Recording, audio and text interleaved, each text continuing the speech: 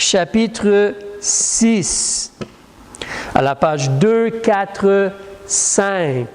Page 245, donc. Alors, la première série de 3, donc il va y avoir 3 séries de 3. La première série de 3, alors la première série de 3, on va considérer ensemble, ça va être un peu un rappel, mais on va considérer ensemble qu'est-ce que Dieu désire pour la nation d'Israël. Ils sont devenus son peuple, comme on a vu. Ils se sont engagés. On veut Dieu comme notre Dieu et Dieu devient leur Dieu à eux. Mais qu'est-ce que Dieu désire pour Israël? Alors, regardons ensemble. On va lire versets 1, 2 et 3. Or, voici les commandements, les statuts, les choses statuées, les ordonnances que l'Éternel votre Dieu a commandé de vous enseigner, afin que vous les pratiquiez dans le pays où vous allez passer pour en prendre possession, afin que tu craignes l'Éternel ton Dieu, en gardant tous les jours de ta vie, toi, ton fils et le fils de ton fils, tous ces statuts et ces commandements que je te prescris, afin que tes jours soient prolongés. Tu les écouteras donc, ô Israël, et tu prendras garde de les pratiquer, afin que tu sois heureux et que vous multipliez beaucoup au pays où coule le lait et le miel, comme l'Éternel, le Dieu de tes pères, te l'a dit. Donc, la première chose qu'on veut voir, c'est très clair. Qu'est-ce que Dieu désire pour Israël? On va parler de 3 choses. Mais qu'est-ce que Dieu désire pour Israël? Dieu veut qu'Israël soit heureux. Il leur dit au verset 3, « Afin que tu sois heureux. » Dieu est un Dieu qui veut bénir. Dieu est un Dieu qui veut faire du bien. Dieu est le Dieu de la vie. Pour Israël, ici, Dieu leur dit, « Je veux que tu sois vraiment heureux. » Comme bénis, comme dans une abondance. Puis eux, ils ont quelque chose de très physique, dans le sens que Dieu dit, tu vas entrer dans un pays où coule le lait et le miel. Ça, c'est une phrase pour parler d'un pays de bénédiction et d'abondance. Il y a plein de lait, ça veut dire qu'il y a de la végétation, il y a des animaux, ils sont en bonne santé, ils se reproduisent, ils donnent du lait. C'est un pays où il y a du miel, donc il y a des fleurs. Il y a de la végétation, il y a des abeilles et toutes ces choses-là. Et en passant, le lait et le miel, c'est comme des choses premières qu'on utilise quand on fait on fait cuire ou on fait de la nourriture. On utilise le lait pour faire des aliments et tout cela, et le miel. Donc, mais c'est quelque chose où Dieu veut une abondance, une bénédiction, pas seulement physique, mais spirituel. Dieu veut qu'ils soient heureux. Et Dieu veut qu'ils prennent vraiment possession de cela. Tu le vois au verset 1, tu vas aller pour en prendre possession. Donc, si on pourrait mettre sur une table toutes les bénédictions de Dieu, Dieu veut que tu puisses avoir accès à toutes les bénédictions de Dieu. Toutes les bénédictions de Dieu. Que tu sois vraiment heureux et béni. C'est un peu comme lorsque tu vas dans certains restaurants et c'est un buffet à volonté. Tu peux te lever et prendre de tout ce que tu veux, plus qu'une fois, plus que 2 fois si tu veux. Ou considère peut-être une autre image. Tu sais, des fois, tu vas être à une table, peut-être une fête, Noël ou la fête d'un enfant. Toute la famille, elle est là. Et si tu as beaucoup d'enfants comme moi, 9 enfants, mes beaux-parents habitent avec nous, alors on est vraiment bénis. Il y a 12 ou 13 personnes des fois à la table. Et donc, la table, elle est longue. Alors, si tu mets de la nourriture partout sur la table, ceux qui sont du côté est, c'est loin, les patates ou la viande ou les légumes, ou l'opposé. Certains autres aliments sont loin pour les autres. Mais le meilleur, ce serait d'avoir comme une table tournante. Tu peux tourner les choses et chacun prend, et on continue. Mais dans cette réalité-ci, il faut bien comprendre qu'est-ce que Dieu veut pour Israël. Il veut qu'ils soient heureux, qu'ils aient pleinement possession de toutes les bénédictions que Dieu veut pour eux. Spirituelles, physiques, toutes les bénédictions. Une deuxième chose que Dieu désire pour eux, tu le vois au verset 3. Après la phrase « afin que tu sois heureux », virgule, et que vous multipliez. Dieu veut qu'il y ait une multiplication. Dieu veut qu'il y ait plein d'autres Israélites. Alors, ce n'est pas comme si la population va réduire avec l'âge. Non, il va y avoir une multiplication. On va doubler, on va tripler, on va quadrupler, on va augmenter. Alors Dieu veut vraiment bénir et faire agrandir la nation d'Israël. Donc Dieu veut qu'ils soient vraiment heureux, Dieu veut qu'ils multiplient dans le pays. Dieu veut que ces jours soient prolongés aussi. Ça, tu le vois au verset 2. Afin que tu craignes l'Éternel ton Dieu en gardant tous les jours de ta vie, toi, ton fils et le fils de ton fils, tous ces statuts et ces commandements que je te prescris, la fin du verset 2, afin que tes jours soient prolongés. Ça veut dire que tu ne vas pas mourir jeune. Tu vas mourir, puis tu vas voir tes enfants, tes petits-enfants, tes arrière-petits-enfants et peut-être tes arrière-petits-enfants. Tes jours vont être prolongés. Alors, c'est une abondance de vie, c'est une abondance de biens matériels, c'est une abondance de bénédictions, c'est une abondance de gens. Ça, c'est ce que Dieu désire pour Israël. Dieu veut vraiment les bénir. Ça, c'est la première catégorie qu'on veut regarder. Qu'est-ce que Dieu veut pour Israël? Il veut qu'ils soient heureux, il veut qu'ils multiplient, il veut que leurs jours se prolongent. Maintenant, pause. Si tu as déjà lu l'Ancien Testament, est-ce que Israël a pu pleinement goûter cela? En réalité, malheureusement, Israël, la nation, n'a pas été régulièrement et constamment fidèle à Dieu et ils ont eu des problèmes, ils ont eu des ennemis, ils ont eu des difficultés, ils ont eu des combats parce qu'ils n'ont pas écouté Dieu, ils n'ont pas obéi à Dieu. Là, on va voir la deuxième section. Dieu voulait les bénir et prendre soin d'eux. Il voulait s'occuper d'eux. Mais qu'est-ce qui s'est produit? Afin de pouvoir avoir cela ou atteindre cela, Dieu leur donne une façon de vivre. Donc, je relis le verset 1. Or, voici les commandements, les statuts et les ordonnances que l'Éternel votre Dieu a commandé de vous enseigner.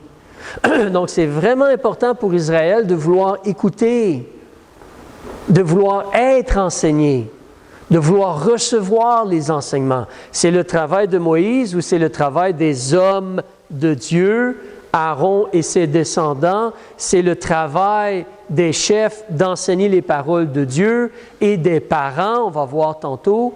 Mais il faut que les gens veulent écouter. Il faut que les gens veulent porter attention.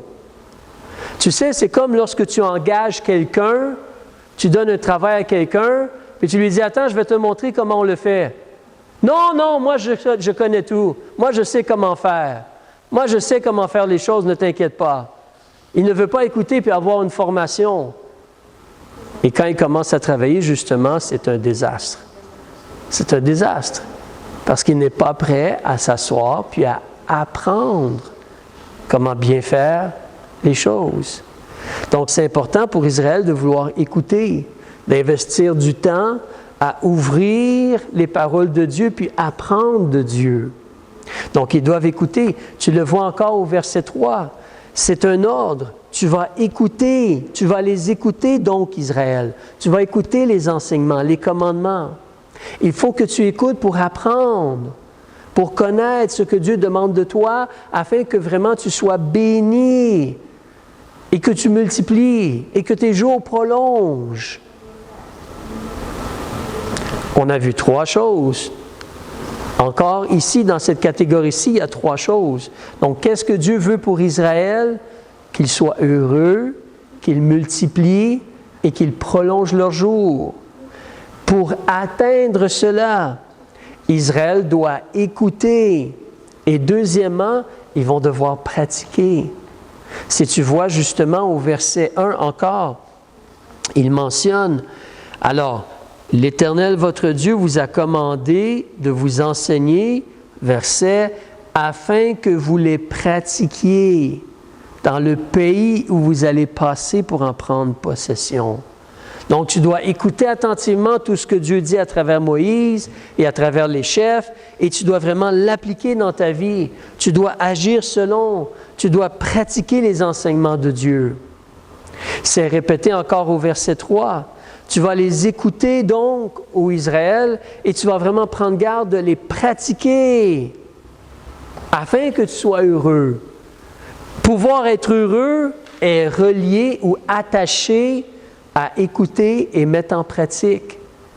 Écouter et mettre en pratique. Une troisième chose ici, donc, si la nation d'Israël veut vraiment atteindre et avoir et goûter, être heureux et vraiment multiplier et prolonger leurs jours, il faut qu'ils décident de vraiment écouter et de pratiquer. Et la troisième chose, craindre Dieu. Regarde au verset 2. Afin que tu craignes l'Éternel ton Dieu. Craindre l'Éternel ton Dieu. Ils doivent apprendre à craindre Dieu, à comprendre que Dieu, il est juste et bon.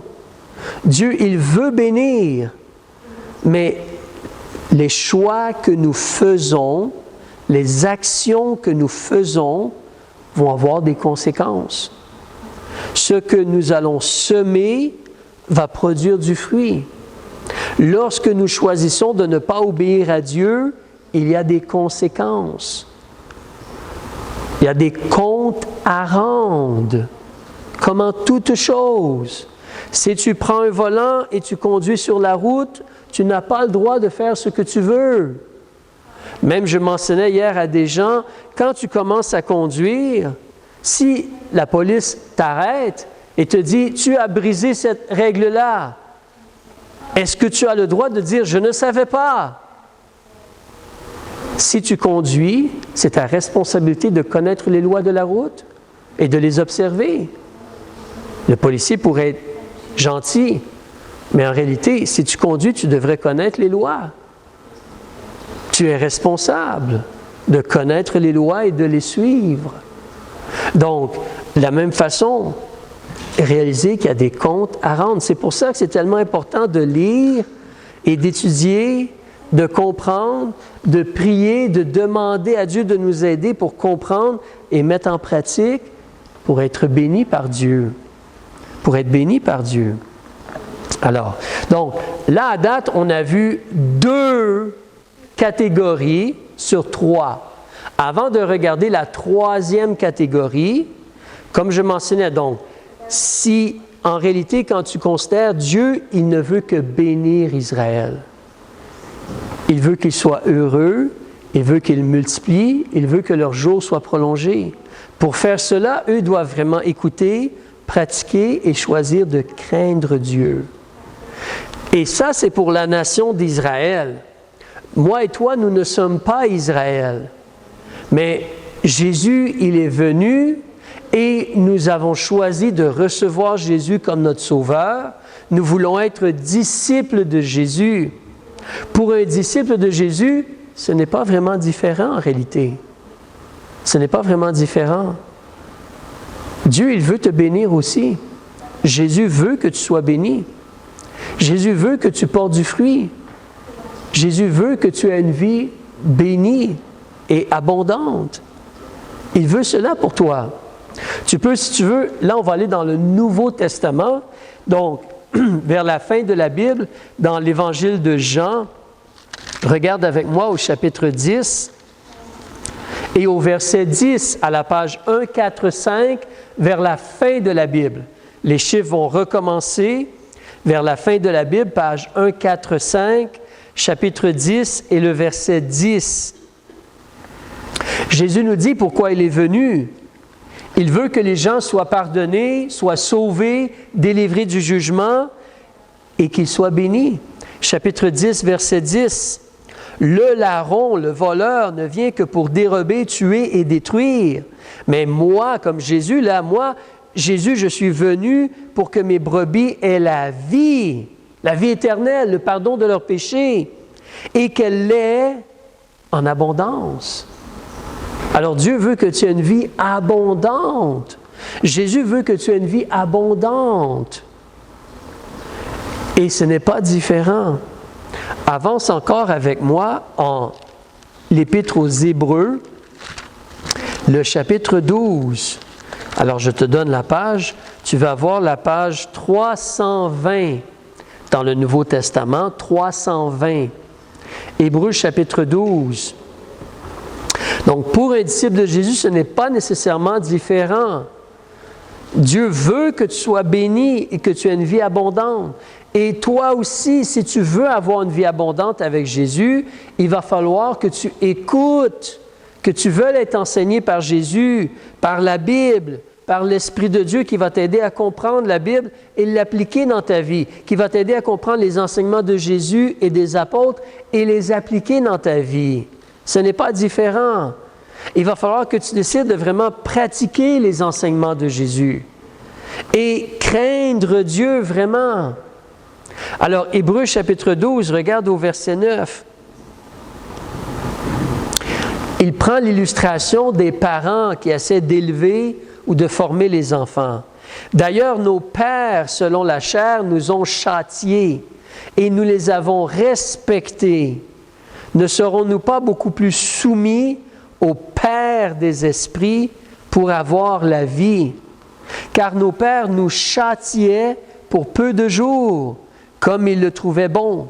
Mais Dieu nous châtie pour notre avantage, afin que nous participions à sa sainteté. Il est vrai que tout châtiment ne paraît pas sur le moment un sujet de joie, mais de tristesse. Mais ensuite, il produit un fruit paisible de justice pour ceux qui ont été ainsi exercés ou comme formés. Exercés, formés, préparés, travaillés pour la justice. Donc, c'est un peu similaire. Dieu nous parle, Dieu nous reprend, Dieu nous châtie. Dieu agit pour nous former, pour nous exercer à la justice, à la droiture, à faire ce qui est bien. Parce que si on fait ce qui est bien devant Dieu, on va goûter pleinement ses bénédictions. La vie est une vie abondante. Une vie abondante.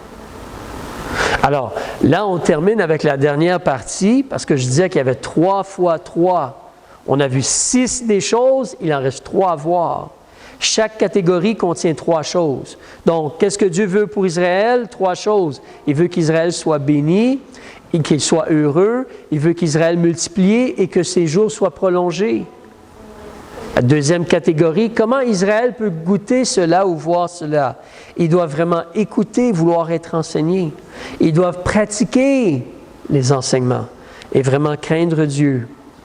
Et la troisième chose qu'on va regarder, on va retourner en Deutéronome, s'il vous plaît.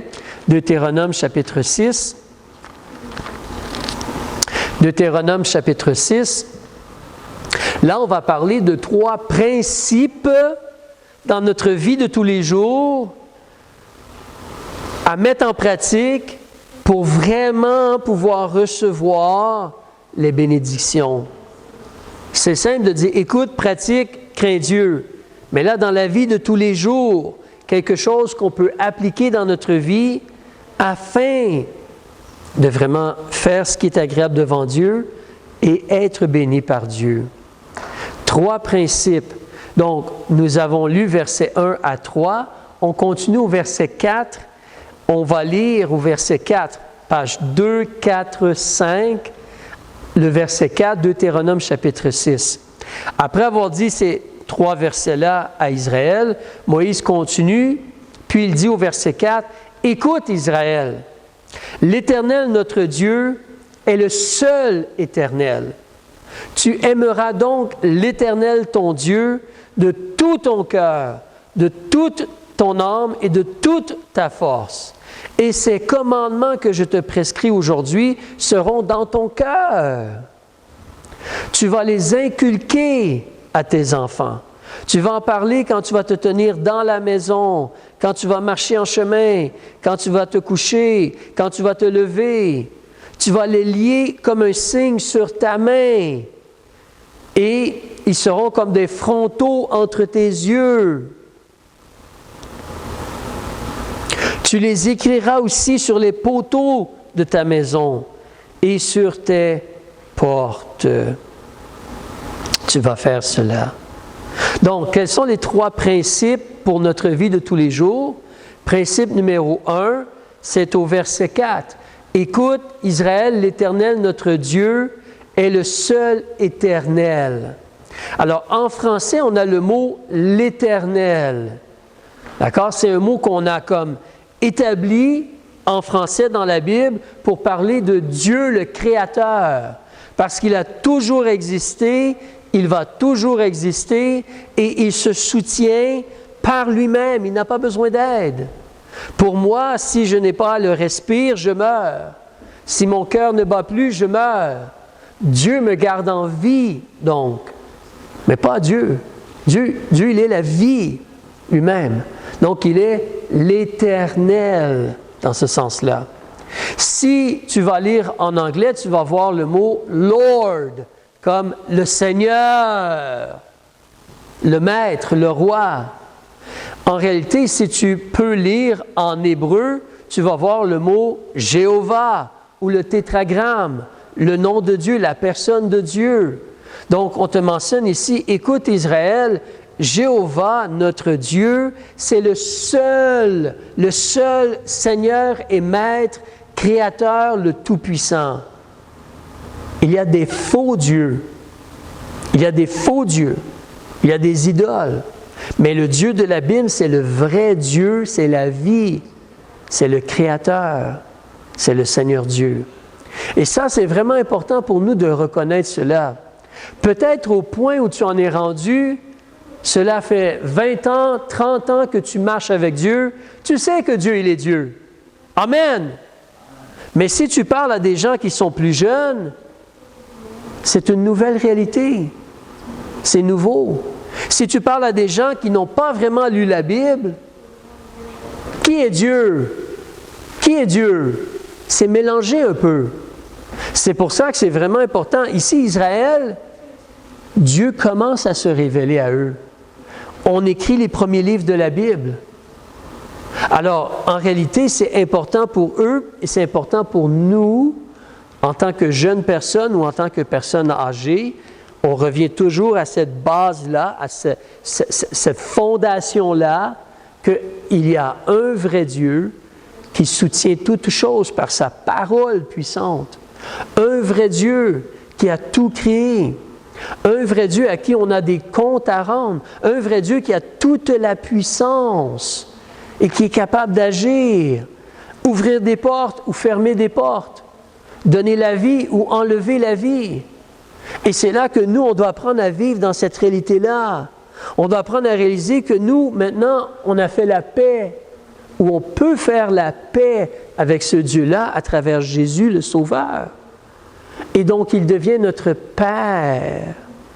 Mais lui, c'est le Dieu Tout-Puissant. C'est le Dieu qui veut intervenir dans notre vie. C'est le Dieu qui veut s'occuper de nous.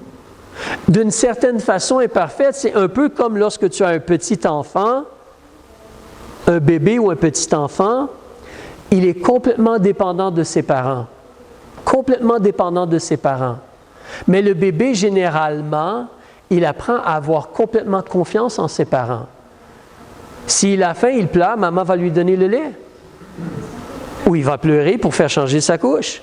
Et même en grandissant, qu'est-ce qu'il va faire? Il va aller voir papa et maman et dire « j'ai faim » ou « j'ai mal ».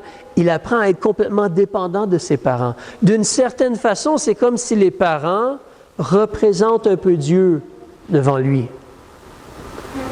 de façon imparfaite. Les parents représentent un peu Dieu. Mais l'enfant doit apprendre ensuite à dépendre de Dieu, à s'attacher à Dieu. Le travail du parent, c'est de l'amener vers la foi en Dieu et la dépendance et l'amour de ce Dieu-là. Donc, mais c'est important pour Israël, c'est important pour toi et moi de réaliser qu'il y a le Seigneur Dieu. C'est comme la semaine passée quand je vous mentionnais qu'à l'âge de 17 ans environ, quand j'allais en bicyclette et je me suis perdu, qu'est-ce que j'ai fait? Mais je me suis rappelé, ou Dieu m'a aidé à me rappeler, que, hey, il y a un Dieu qui voit tout, qui peut m'aider. Et j'ai prié à ce Dieu-là. Alors, c'est la réalité qu'on apprend à reconnaître qu'il y a un Dieu qui vraiment se soucie de nous et qui est capable de nous aider. Il est capable de nous aider. On a vu pour Israël, Israël doit apprendre à vivre comme si Dieu est toujours là pour eux. Dieu est toujours capable de les aider. Alors, quand tu arrives face à un obstacle, qu'est-ce que tu fais? D'accord, il y a un obstacle. Aide-moi, Seigneur. Comment je peux passer par-dessus cet obstacle? Peut-être un outil, paf, le casser. Peut-être l'aide de Dieu, sauter par-dessus. Peut-être mettre une échelle, monter par-dessus. Mais on demande au Seigneur Dieu sa grâce, son aide. Il nous a donné une intelligence pour l'utiliser. Mais nous sommes dépendants de Dieu. Et Dieu veut que les choses soient ainsi, qu'on apprenne à dépendre de lui, à crier vers lui, à demander son aide. Il veut se faire connaître, il veut nous aider dans notre vie. Et nous, on doit réaliser donc, il est l'Éternel, le vrai Dieu tout-puissant. Les petits détails dans notre vie, il les connaît, puis il veut nous aider dans toutes les situations.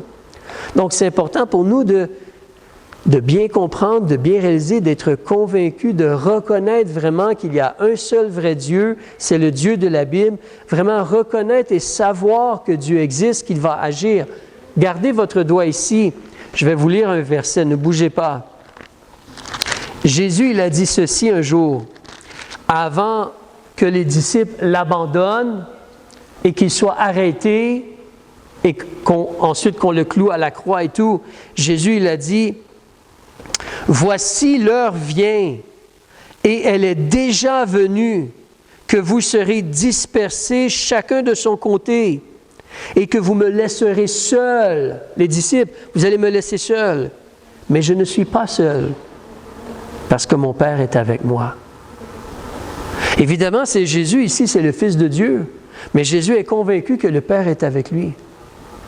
Il est convaincu que le Père est avec lui. Il est convaincu que le Père ne va jamais l'abandonner.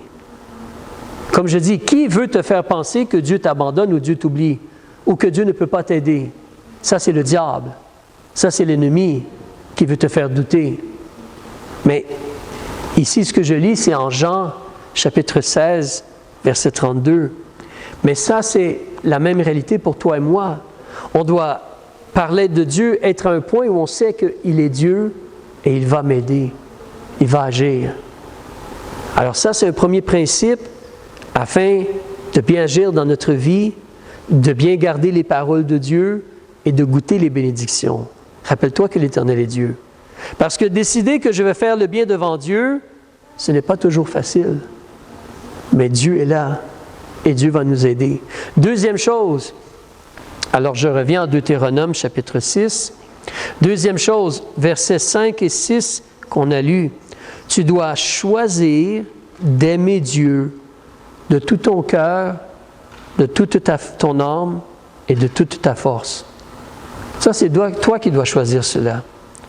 Tu dois choisir d'aimer, de t'attacher, d'être prêt à te dévouer, à te sacrifier pour ton Dieu. Comme Jésus s'est sacrifié pour nous. Jésus nous a montré l'exemple. Même lorsque nous, on n'aimait pas vraiment Jésus, Jésus nous a aimés et il a sacrifié sa vie pour moi et toi, pour qu'on puisse être pardonné. Alors Dieu nous dit, tu dois décider, tu dois vraiment, c'est un choix, c'est une façon de vivre, tu dois t'attacher à Dieu et l'aimer. Comment? Avec tout ton cœur, toute ton âme et toute ta force. Ça, c'est un travail constant et continuel à travers toute une journée, chaque jour de notre vie. Mais ça, c'est le but à atteindre. Ça, c'est le but à atteindre. C'est d'une certaine façon plus facile de se fâcher ou d'haïr ou de ne penser qu'à nous-mêmes et faire ce que nous on veut. C'est plus facile de suivre les choses simples et faciles. C'est plus facile. Mais c'est un effort et c'est ce que Dieu demande de nous, de vraiment choisir de l'aimer avec tout notre cœur, toute notre âme, toute notre force. Comme il mentionne au verset 6, ces commandements que je te prescris aujourd'hui seront dans ton cœur. C'est pour ça. Ce n'est pas comme, je ne veux pas vraiment faire cela, je n'aime pas vraiment cela, mais Dieu dit de le faire, je vais le faire. C'est une mauvaise attitude. L'attitude devrait être, parce que j'aime Dieu, je vais faire ce qu'il me demande de faire. C'est comme Jésus il a dit, vous connaissez ce verset-là, nous l'avons mémorisé, les enfants le connaissent bien. Mais Jésus, il a enseigné, il a dit, si vous m'aimez, gardez mes commandements. C'est très similaire, mais c'est une question d'amour. C'est là que si je connais vraiment ce Dieu-là et ce Dieu m'aide vraiment, ça va être facile ou plus facile de l'aimer, n'est-ce pas? Tout cela vient ensemble. Si je suis marié à une femme et cette femme-là décide de m'aimer, c'est plus facile pour moi de l'aimer. Si moi je l'aime, c'est plus facile pour elle de m'aimer. Vous comprenez? Donc, dans la réalité, Dieu, il est parfait, il veut nous aimer. Si nous, on comprend l'amour de Dieu, on réalise l'amour de Dieu et la bonté de Dieu, et on goûte pleinement cette relation-là avec Dieu et son aide et son soutien, on veut encore plus agir pour lui et l'aimer. Mais si Dieu est quelque chose de loin, là-bas, loin, on ne connaît pas Dieu. Pourquoi on aimerait quelqu'un qu'on ne connaît pas? Est-ce que vous aimez les gens dans la jungle en Afrique, peut-être? Moi, je ne connais pas les gens dans la jungle en Afrique. Parce que Jésus m'a aimé, je veux les aimer. Mais je n'ai jamais parlé avec eux. Je n'ai pas vraiment d'émotion envers eux. Je ne les connais pas du tout. De la même façon, quelqu'un qui peut-être est au milieu de la Chine, à l'intérieur, dans l'intérieur de la Chine, je ne connais pas ces gens-là. Je n'ai aucune relation avec eux. Je n'ai pas nécessairement de haine envers eux, mais je n'ai pas d'amour non plus. Je ne les connais pas, je ne les ai jamais vus. Parce que Jésus m'a aimé, je veux les aimer aussi. Mais si j'ai des interactions avec quelqu'un, puis quelqu'un m'aide et quelqu'un me fait du bien, je veux lui faire du bien en retour. On a vu la semaine passée, même les gens qui sont pécheurs vont aimer ceux qui les aiment. Même les criminels vont aimer ceux dans leur gang. Ils vont faire cela quand même. Quelqu'un te fait du bien, tu fais du bien en retour. Alors, mais c'est important pour nous de bien réaliser, donc on doit reconnaître notre Dieu, développer notre relation avec lui et vraiment choisir de l'aimer. La troisième et dernière chose, en Deutéronome chapitre 6, là il nous parle aussi de la réalité avec nos enfants. Mais remarquez comment il parle des choses de la vie, puis il utilise des images. En passant, si vous allez à Montréal, vous allez comme exemple à l'hôpital juif, ou à d'autres endroits où il y a des Juifs, portez attention quand vous voyez une porte.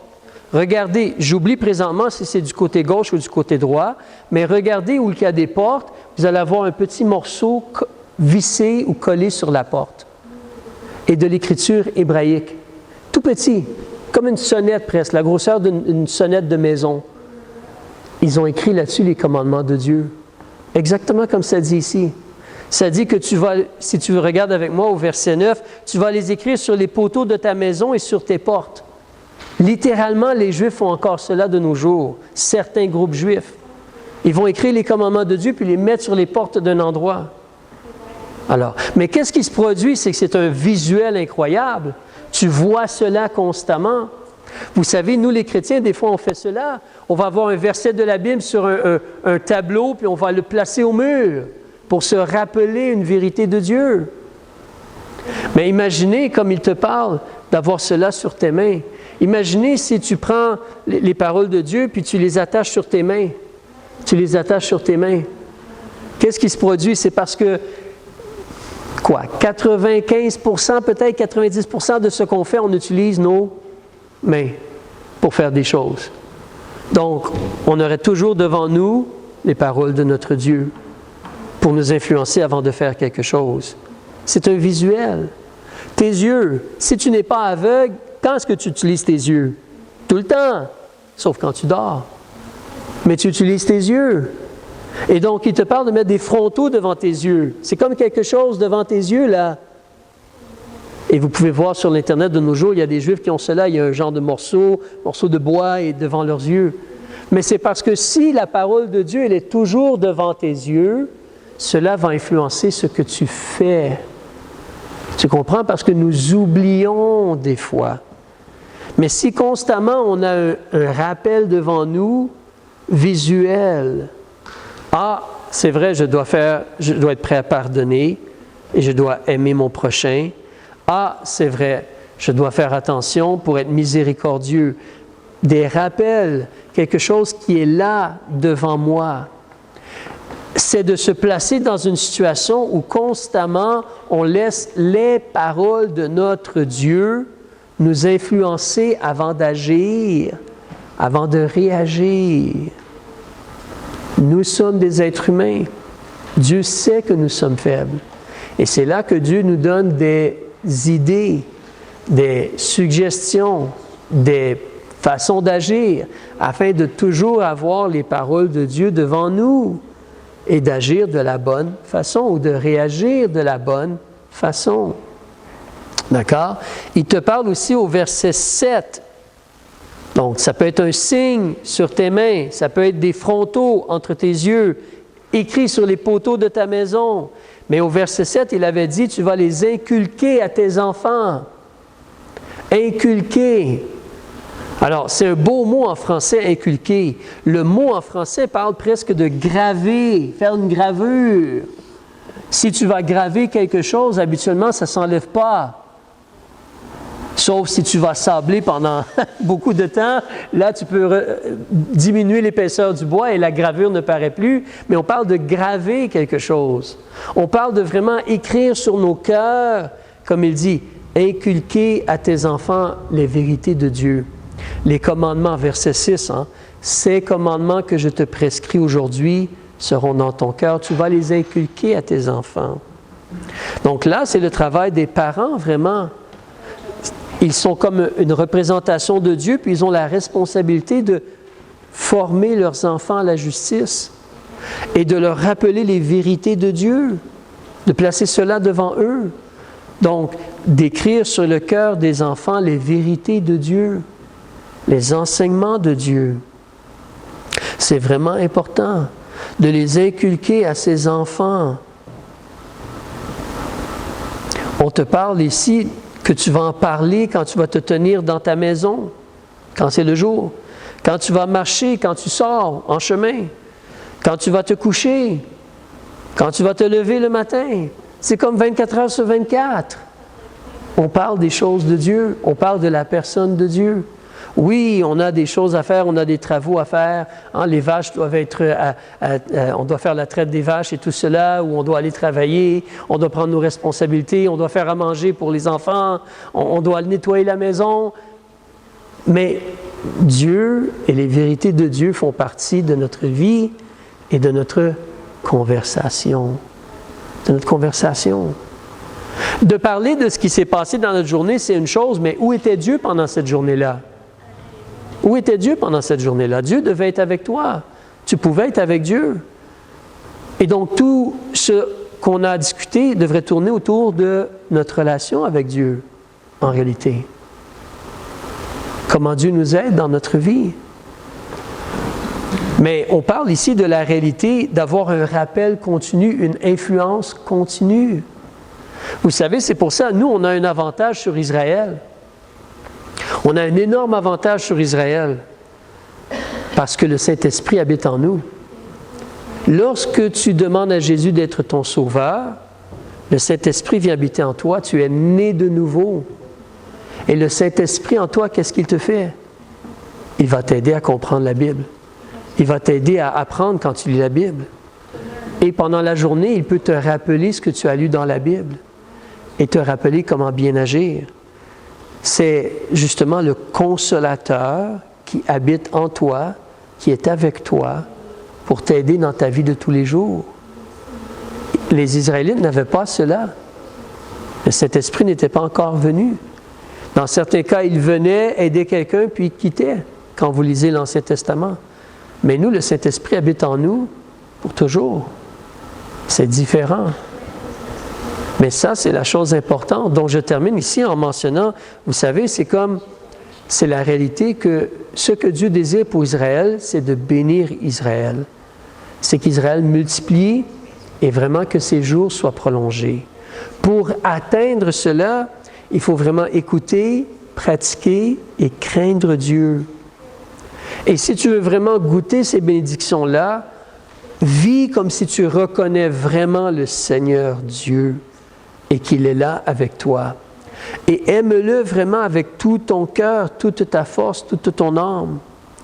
Et réalise que c'est important d'avoir des choses dans ta vie, tu as le Saint-Esprit en toi, mais des choses dans ta vie comme des signes, comme sur ta main, des frontaux devant tes yeux, quelque chose devant tes yeux, ou que ce soit gravé sur ton cœur, qu'il y ait un rappel continu de ton Dieu, de ta relation avec ton Dieu. Et l'influence vraiment, il nous faut faire attention. C'est pour ça, comment vous voyez ce qui se produit. Pendant un certain temps, c'était différent. Mais si vous remarquez, comme je pourrais demander à certaines personnes d'un certain âge, je regarde notre frère Daniel à l'arrière, à un certain âge au Québec ou ailleurs dans le monde, les choses ont changé. Après que le repas de la journée, le souper, était terminé, il y avait des émissions de radio qu'on pouvait écouter. Il y avait le chapelet à la radio, il y avait des fois les matchs de hockey et des choses comme cela. Ensuite, le temps a avancé, puis là, cela a changé. Ensuite, c'était des images. Et là, tu pouvais même avoir des repas dans des assiettes pour t'asseoir devant la télévision, puis manger et écouter la télévision en même temps. Et maintenant, on est rendu au point où tu n'as plus besoin de ces choses-là. Je cherche mon téléphone, je l'ai perdu, je pense. Mais maintenant, tu as tout à la portée de tes doigts. Et tu peux constamment être diverti par des images et de l'information et des choses. Mais qu'est-ce que Dieu veut pour nous? Il veut surtout qu'on ait nos yeux sur lui. Ce n'est pas toujours facile, je le sais. Nous sommes des êtres humains. Même des fois, on veut parler à des gens au lieu de parler avec Dieu. C'est bon de parler avec des gens. C'est beaucoup mieux de parler avec des gens que de parler avec des machines. Mais il faut vivre comme si Dieu est là et on est en relation avec Dieu et on se rappelle notre Dieu et on reconnaît notre Dieu et on apprend à marcher avec notre Dieu. Marcher avec lui. Évidemment, pour nous qui sommes nés de nouveau, qui sommes sauvés, quand on va être au ciel, on va voir Jésus face à face. Et on va marcher avec lui et parler avec lui. Et des milliards d'autres personnes.